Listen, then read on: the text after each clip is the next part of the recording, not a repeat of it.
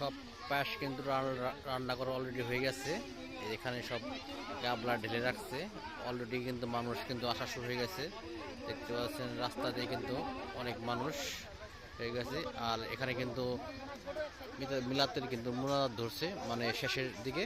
আর অনেক মানুষ কিন্তু এই সিন্নি খাওয়ার জন্য এখানে চলে আসছে।